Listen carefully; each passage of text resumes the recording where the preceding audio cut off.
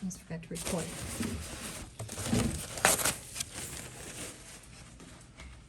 So, I like to visualize variance, what it's interested in and what it's really looking at, rather than just read it.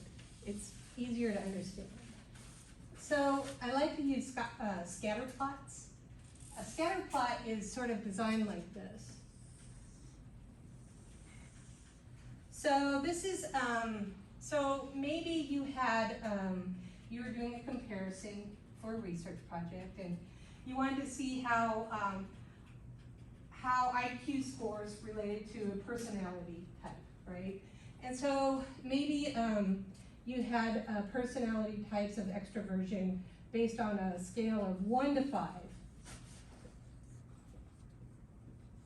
And these were personality. Here's your 0. And then maybe you wanted the IQ scores, which, you know, go up to on average 100% and so on. And your scores all lie on, like, people who are extroverted fall into 1, their IQ score tends to be, you know, somewhere over here.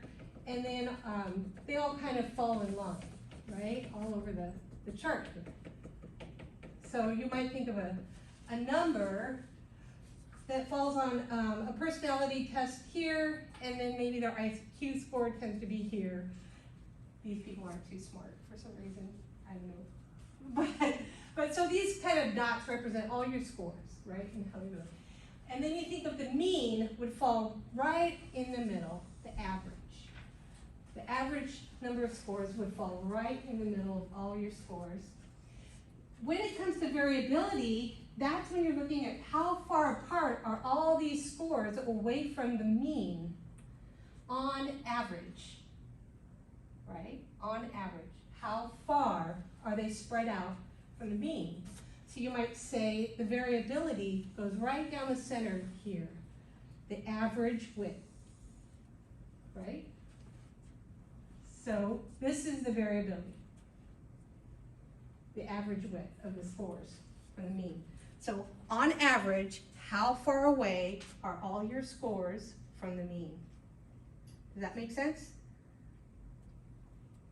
It's kind of like another mean, you know, you're looking at your scores in total and their relationship to the mean. How far away do they fall away from the mean? Yeah. And if you look at the graph, that's sort of what it's looking at here too. So they consider a mean to fall right in the middle of all your scores. That's an average. But you want to know, on average, how far away are all the scores? If on average your scores are quite far away from the middle, then you know there's quite a lot of difference between people. People have extreme scores. But if they're all kind of tightly knit around the mean, you know that they're all close to the mean. They're all scoring around the average.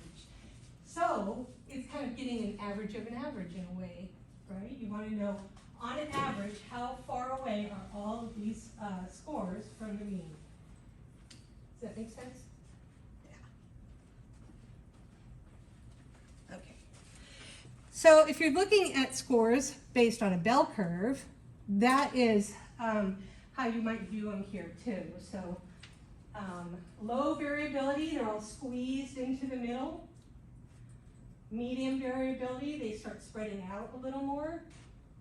And high variability is this lower bump here, they're way far out, right? There's fewer scores closer to the mean.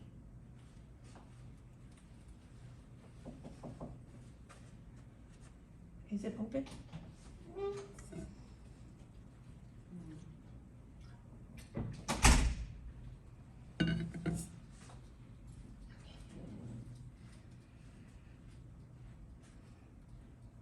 Okay.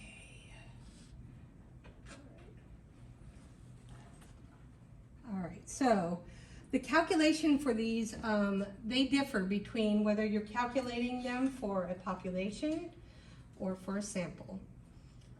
Variance is a necessary companion concept to standard deviation, but not the same concept. concept. We calculate them kind of differently, and we'll show you how that goes. Okay, so step one, you have to determine the deviation. The deviation is the distance from the mean. So how far is it from the mean? So you take each score and you minus the mean from it. So I put a little chart here with a list of scores. And they calculated the mean and minused it, which was, let's see, 9, 12, 3. So if I minus 3 from 8, I get a 5. If I minus from 1, I get a -2. If I minus the 3 from a 3, it's a 0. And from a 0, I get a -3. And then you add them all up, and you always get a 0. It's a way to check, in fact. And we'll go over how we kind of get around that, but it is an important way to check your data to see if it's accurate. If once you subtract all of your scores by the mean, you end up with a 0. So after you sum the deviations to use a basis of finding an average, you end up with a 0. You should always end up with a 0. And so we come up with a new strategy to sort of get around that by squaring them. So first, you subtract the mean, and then you square each of those figures. So now after subtracting the mean, which was, did I put it here? So there's 5 scores. The squared deviation, you add up, after you square these deviations, then you add up the number, and that is the variance. We call the variance the sum of squares, SS. Okay, so variance we call sum of squares.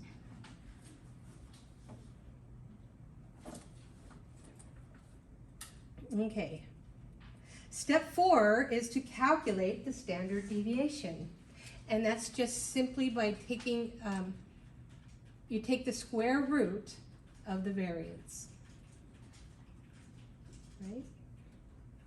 So remember, when we summed up the squared deviations, we got a 40. And we divide the 40 by the mean again, by the number of scores, pardon me.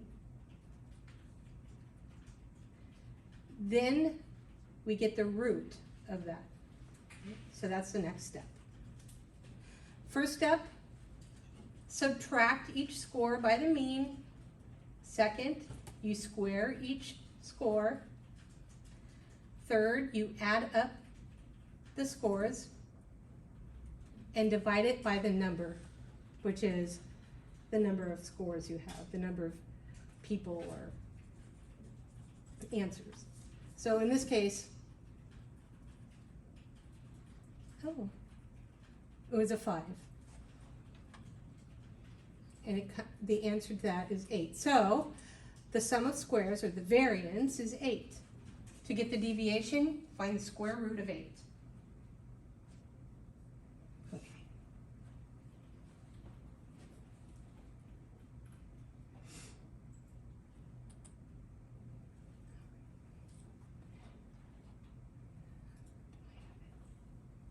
Okay. And this is just sort of the step. So it shows here that if you go in this direction, where you just add up the deviations after subtracting the mean from them, you will always end up with a 0. So to fix that problem, we square each deviation, then add them up, which is called the variance. You take the square root of that, and that ends up at the standard deviation. And the formula for that is here, the x minus m in parentheses to the second power.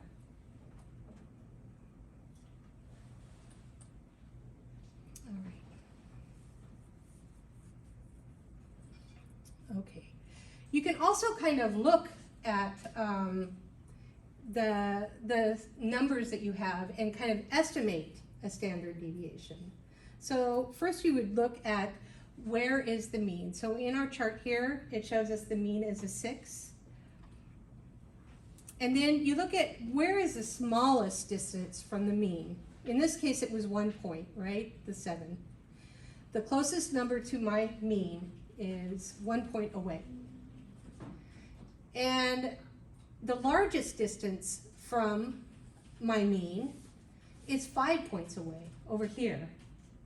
So if I look at the smallest distance away and the farthest distance away, I should be able to kind of, I think the next one, nope. I should be able to kind of guess that the standard deviation should lie somewhere between points 1 and 5 to get an average, right? So it should be somewhere around like 2.5 for the standard deviation, because you're getting an average of the distance from the mean. So if you look at the shortest distance and the farthest distance, you can get the average of that, which should be close to the number for standard deviation. All right. So there's different formulas for finding the standard deviation. So variance here is just you sum the scores and divide it by the number of scores. And there's two ways to sort of formulate or compute the sum of squares. And one is a definitional formula, which I just stepped you through. But you can also use something called the computational formula. Personally, when I was a young buck in college, I memorized this definitional formula, and that's what we used for everything. We rarely ever used the computational formula. I found it easier, but other people actually found the other one easier too. And in fact, the computational formula is more accurate when you have numbers with decimals. So,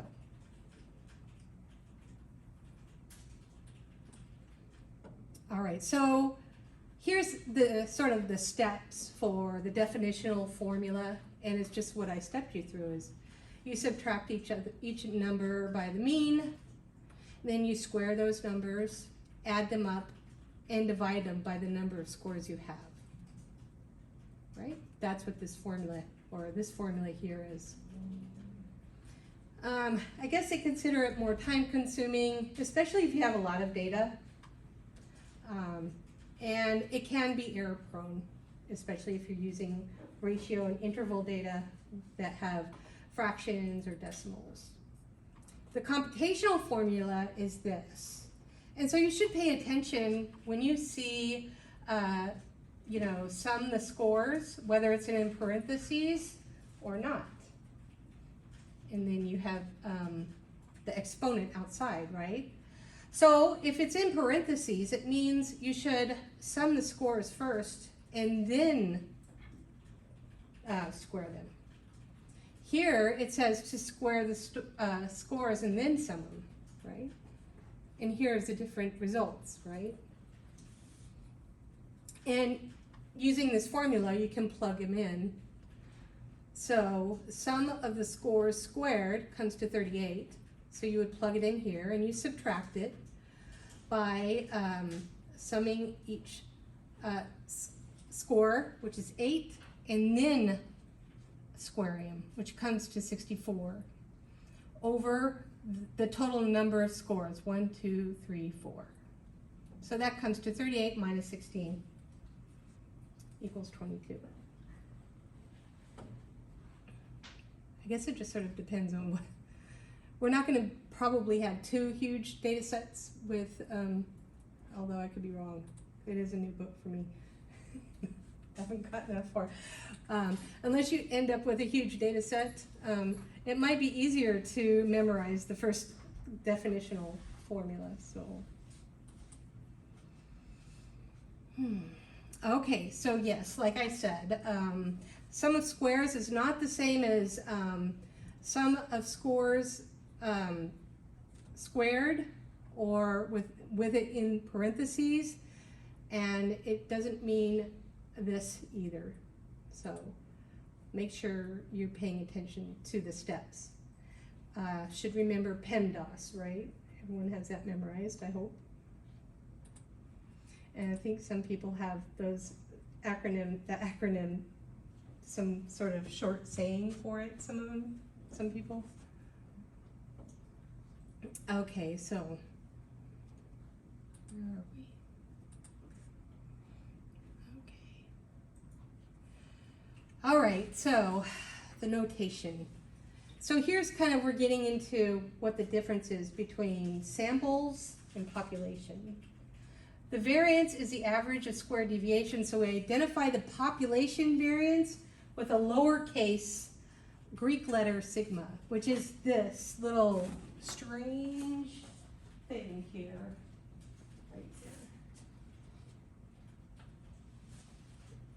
there. And so variance, it lists the exponent where the standard deviation does not, which kind of seems confusing because standard deviation is where you use that symbol, right? But actually it's without it because it's already been used. If you think of it that way, it's easier to remember. Formulas for population variance and population standard deviation. So with population variance, you use the sigma. And for sample variance, I believe you use a lowercase s.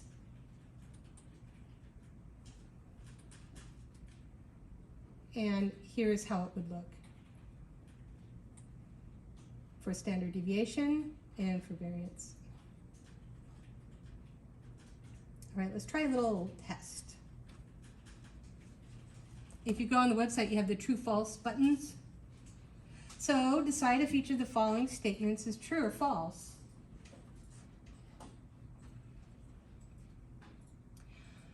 Is it true that the computational and definitional formulas for sum of squares sometimes give different results? And is it true that if all the scores in a data set are the same, the standard deviation is equal to 1?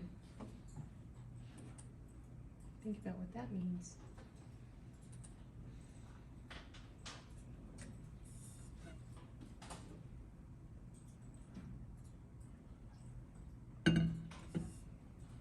What do you think? I'll put up the question again. So the first one is the computation and definitional formulas. Can they give different results? And the next one is if all the scores in a data set are the same, the standard deviation equals to 1.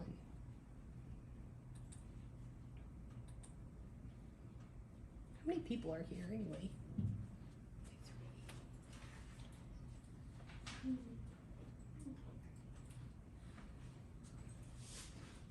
I have about 4 more people, maybe 5.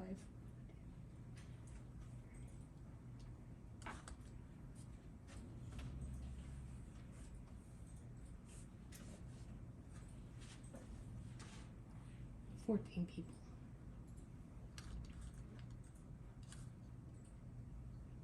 What do you think?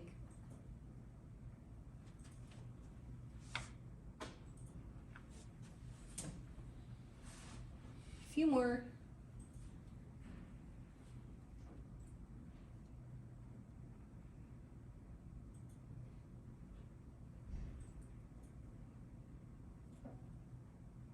No? Okay. All right, so most of the class thought it was true for both. And it's actually false for both. All right, the computational formula is just an algebraic rearrangement of the definitional formula. Results are identical. Like I said, the book is confusing, huh? They said that it can be different when there's decimals, so we'll see. When all the scores are the same, they are equal to the mean. Their deviations are 0. That's true. It does come to 0, remember?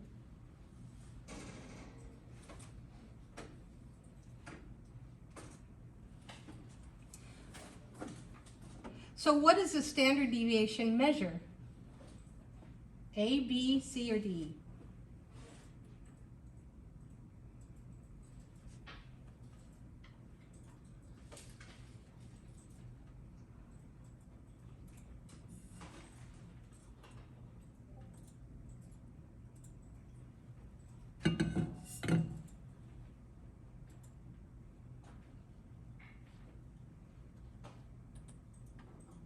Oh, I'll go back. Does it measure the sum of squared deviations? The standard distance of a score from the mean? The average deviation of a score from the mean? The average squared distance of a score from the mean?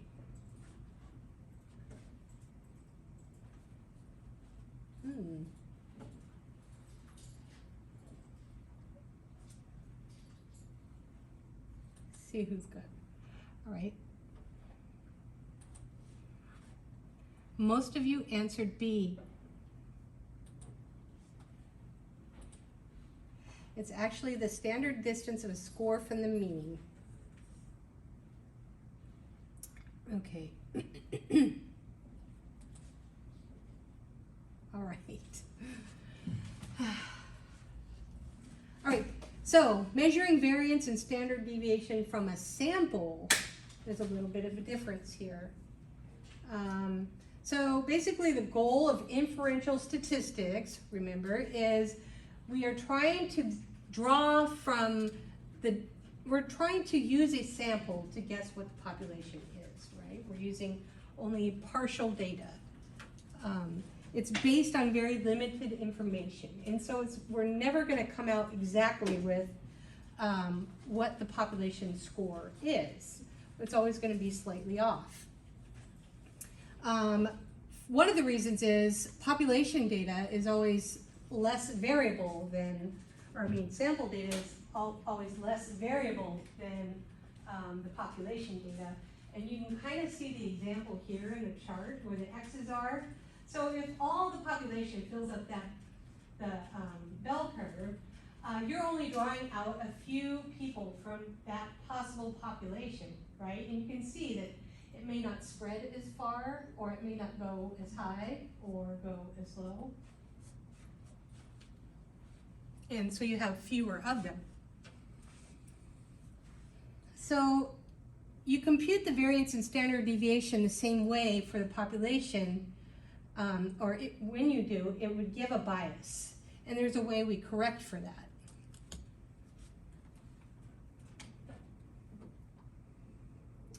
Let's see here. So, the formulas for sample variance and sample standard deviation, you compute it the same way as before, but instead of just using n, we use n minus 1 in the denominator. And the notations are different too. Instead of using that strange symbol down here for, it uses the small s, like I mentioned before. So for variance, it would use this small s instead with the exponent, and standard deviation is without.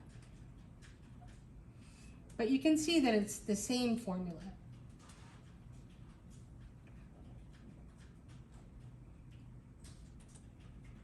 All right, so in a population variance, the mean is known, and the deviations are computed from a known mean. Sample variance is just an estimate of the population, so we will not know what the population mean is. So using a sample mean restricts our variability, and so we use what is called degrees of freedom, and that's that n minus 1 notation. We call it the degrees of freedom. And there's a reason for that. And if you'll bear with my cheesiness, this is the way I explain degrees of freedom. So forget about statistics. Just imagine you're kind of a fun-loving, hat-wearing person, and that you love to wear hats, and you couldn't care less what degrees of freedom are, and you believe that variety is the spice of life, and fortunately you have limitations. You have only 7 hats, but you want to wear a different hat every day of the week, which is kind of a drag for someone who likes variety, right? So on the first day you can wear any of the 7 hats. You have a choice. On the second day you can choose from the remaining 6 hats. On the third day you can choose from the remaining 5 hats, and so on. So you have a choice on those 5 days. And then when day 6 rolls around, you still have 2 hats to choose from that you haven't worn yet.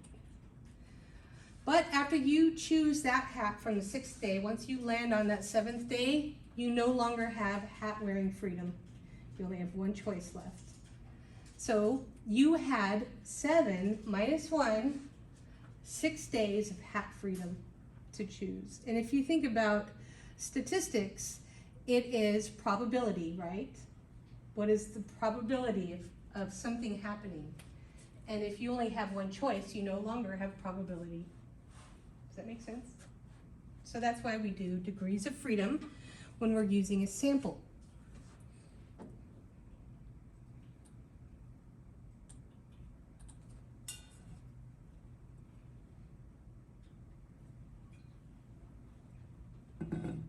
Okay, so before you begin any calculations, you should be able to look at a sample distribution and sort of make preliminary estimates of the outcome. The scores here in this chart are 4, 6, 5, 11, 7, 9, 7, and 3. And in this sample, the mean is 52 divided by 8, which is 6.5. The frequency distribution histogram for a sample of scores is right there next to it. And the smallest distance from the mean is 0.5 points, and the largest is 4.5 points. The standard deviation should be between 0.5 and 4.5 points, or about 2.5. Remember, that's kind of how you eyeball it. So let's see if we can, I think this does the actual calculation. So if we actually, is it the same one? Yes, here it is. So these are those same scores, and we're going to actually do the calculations to see how close we can get to that 2.5. Because the mean in this case is not a whole number, it's 6.5, the computational formula is better, right, when there's decimals. The common error is to use n-1 in the computational formula for the sum of squares. Make sure you realize when that's supposed to be used. So when you have scores, so remember the SS formula always uses a lowercase to n or an uppercase n for a population. After you compute the sum of squares for a sample, you must correct for the sample bias by using n-1 afterwards in the formula for variance and squared deviation. I think it shows you how to do these calculations. Yes. All right, so here's the formulas. Taking this data set next to it. Once you sum the scores and square them, you end up getting 386.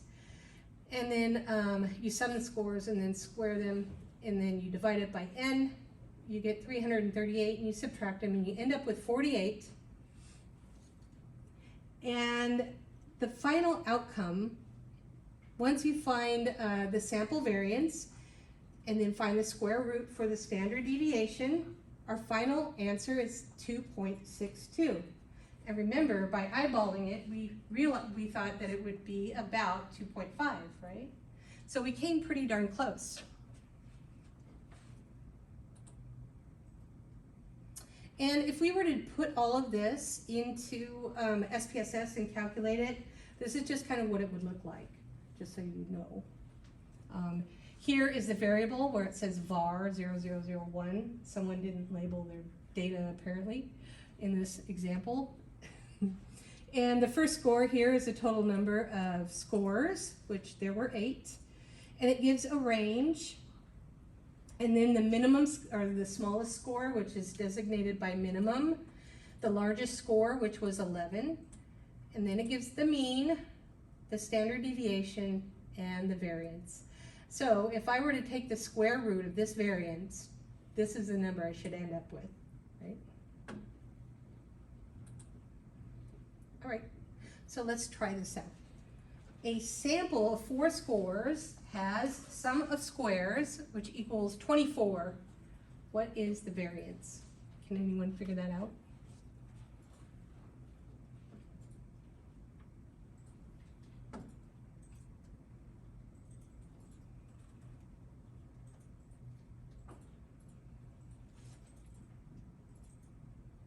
Remember the formula?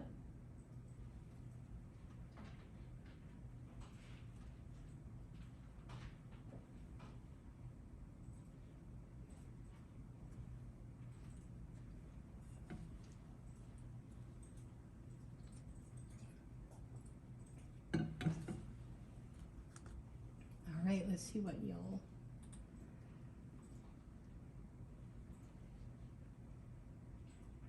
Uh-oh. Let me go to my scores.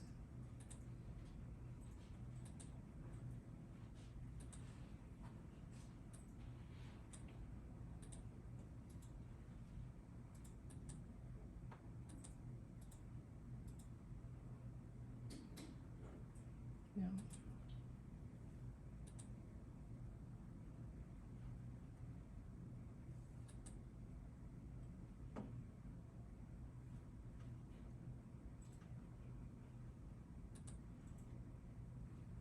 Where'd it go? Oh yeah.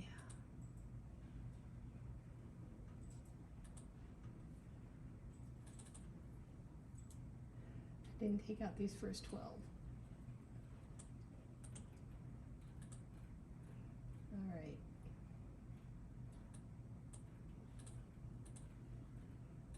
The answer.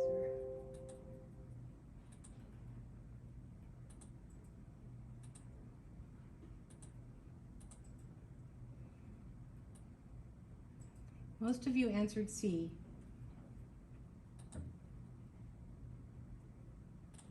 And that's correct. So here's the formula, remember? Sum of squares is divided by the degrees of freedom, n minus 1. And they told you here that there were 4 scores. So you just divide 24 by 3. Let me clear this out.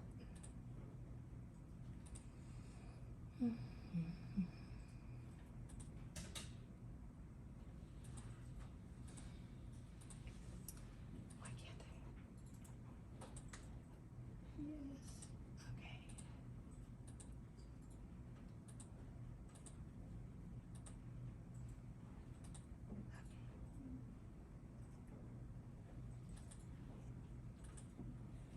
All right, so the other question is it,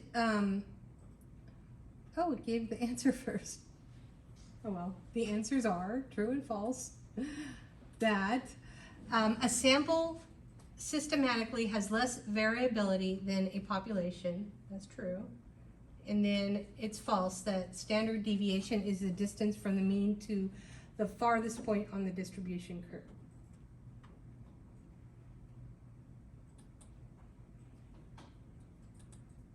Okay.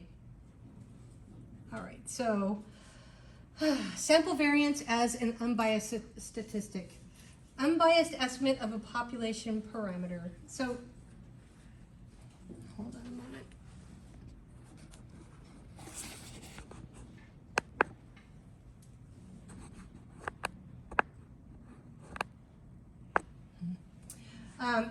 The average value of a statistic is equal to the population parameter, and the average value uses all possible samples for a particular sample size of n, and it's the corrected standard deviation formula is by using n minus 1, which is the degrees of freedom, and this produces an unbiased estimate of the population variance, and we'll show you how that works.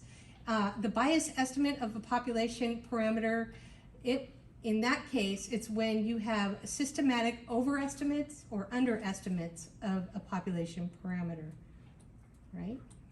So here's how this works. So for example, we begin with a population that consists of exactly 3 scores. And this is to demonstrate how n-1 works and why it works, okay? So for example, we begin with a population that consists of exactly 3 scores, which are 0, 3, and 9. With a few calculations, you should be able to verify that the population has a mean of 4 and a variance of 14.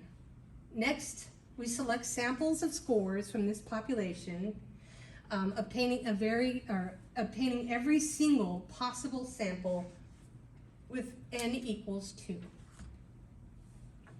So notice that the samples are listed systematically to ensure that every possible sample is included. We begin by listing all samples that have x equals 0 as the first score, then all the samples with x equals 3 as the first score, and so on. So here's our sample here. And we have selected a sample of 0, 3, and 9 from there. And now we want to find all the possible combinations with the first score being a 0, so here. And by randomly selecting, we have a possibility of having a 0 and a 0, a 0 and a 3, a 0 and a 9. And they did the same thing for the 3 and the 9, right? So here is a list of second scores. So finally, the mean has been computed and the variance for each sample.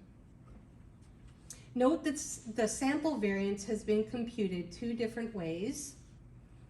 First, there's no correction made for bias, and each sample variance is computed as the average of the squared deviations by simply dividing the squared sums by n.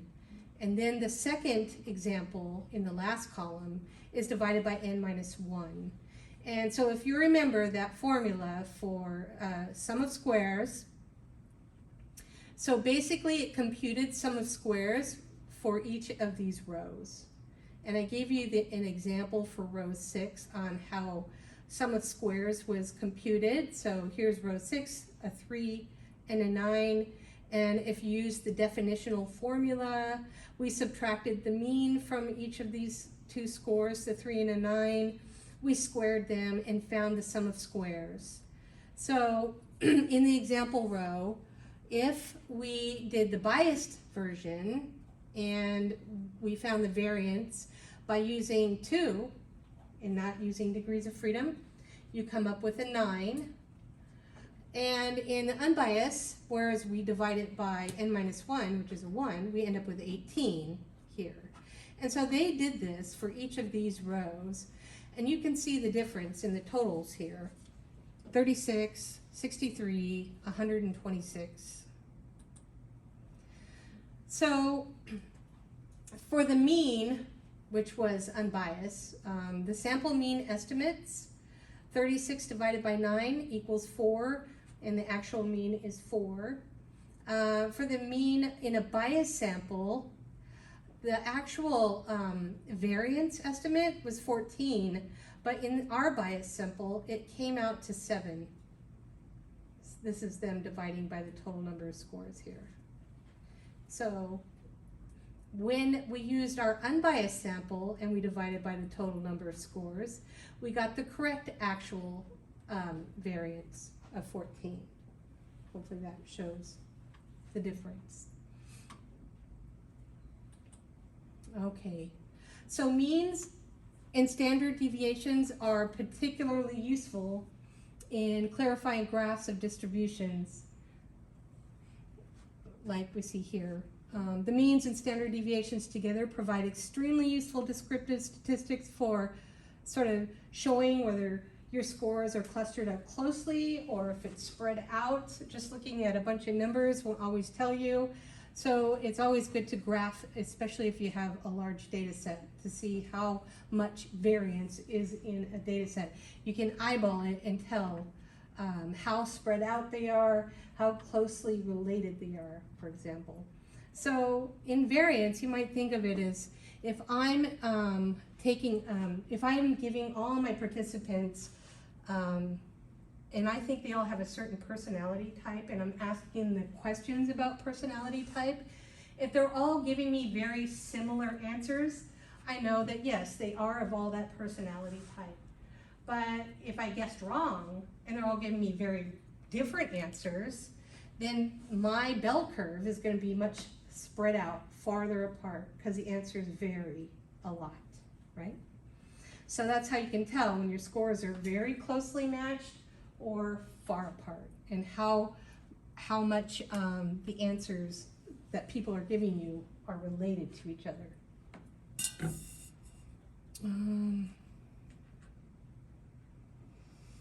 Okay, so when you have a bell graph, you should always know that the center line represents the mean or the center, and you can tell by, they're showing here the standard deviation with this horizontal line, right? It's kind of the middle distance between the mean and the n numbers.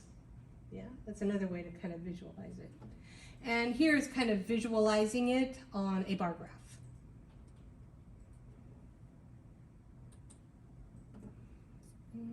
Wonder.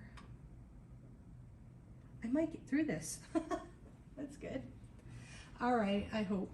So you should know that if you're adding a constant to each score, meaning like if I add a 2 to every single score, the mean will not change. It'll stay the same. And the standard deviation, the mean will change, but the standard deviation will not change. Pardon me. When you multiply a score by a constant, the mean is changed, the standard deviation is also changed, and the standard deviation is multiplied by that constant. So you should know how constants might affect your calculations. Okay. So basically, just to repeat, standard deviation sort of describes your scores in terms of their distance from the mean. So a large standard deviation means your scores are more spread out, and a smaller standard deviation means they're more close together. But you should also sort of take into consideration the type of data you have. So if my data already has numbers that are lower, your standard deviation should sort of correspond to that. For example, if I am collecting data on people's income types, those numbers can be quite large, right? So your standard deviation is going to be larger. If I'm collecting scores on a scale for liking of 1 to 5, now my standard deviation is very small.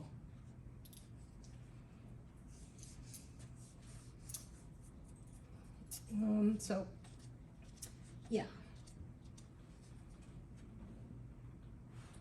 Okay. All right, so here's another kind of reason why graphs can be pretty important. Although both these graphs show the same numbers, where the mean is 10 for treatment A and the mean is 15 for treatment B, our scores don't look like they are necessarily related, right? So the goal of inferential statistics is to sort of detect meaningful and significant patterns in your research results. So just obtaining a mean might not tell you too much. It might not tell you how far apart your scores are from one another, because I can have scores that are sort of spread out, like you can see in graph B, but the mean can be the same. So that's why it's important to find out what the variance and standard deviation are. That will tell you how tightly knit, whether your scores look like graph A or whether they might look like graph B.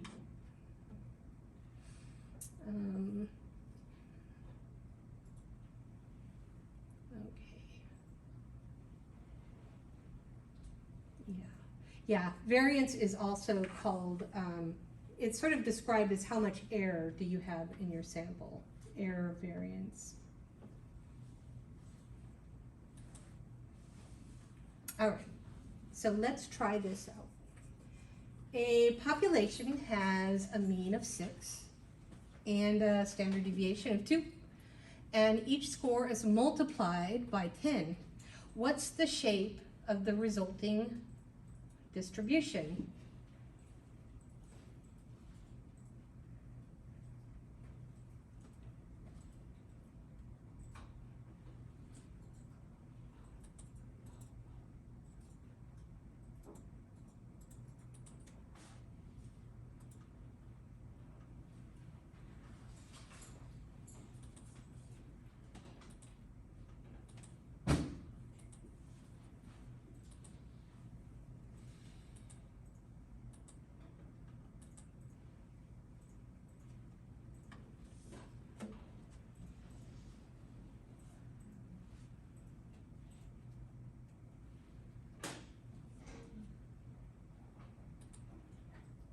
Is it A, B, or C?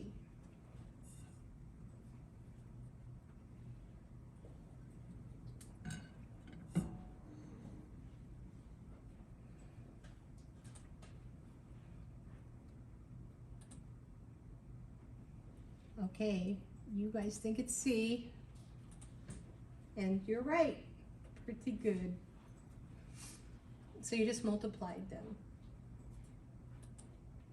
All right, is it true that a biased statistic has been influenced by a researcher error? And is it true that on average, an unbiased sample statistic has the same value as the population perimeter?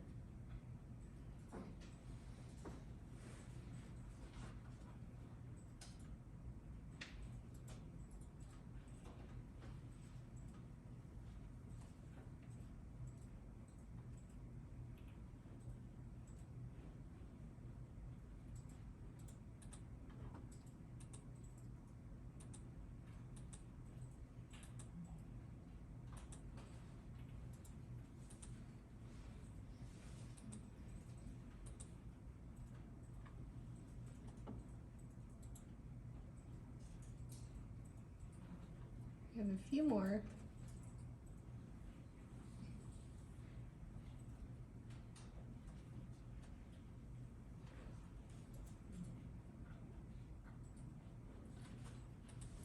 So, see it again.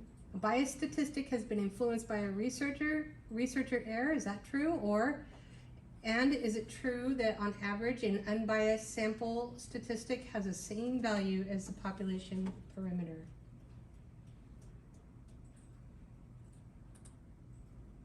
Oh, good.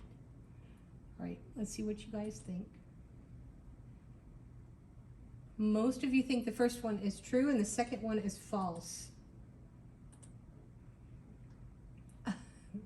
It's the opposite. So bias actually refers to the systematic effect of using sample data to estimate a population parameter. So you guys always just want to blame the researcher.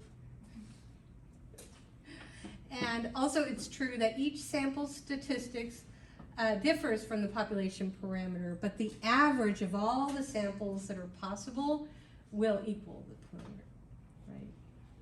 So once you collect enough samples, you'll end up with an equal one. We got through that right in time, too. Thanks for hanging out with me, guys and girls.